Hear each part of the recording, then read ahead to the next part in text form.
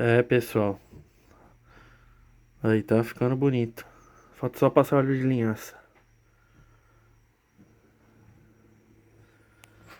Tudo na medida, ó. O óleo de linhaça já tá aqui.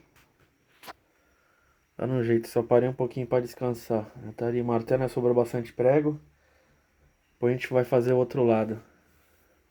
O outro lado aguenta um pouco ainda.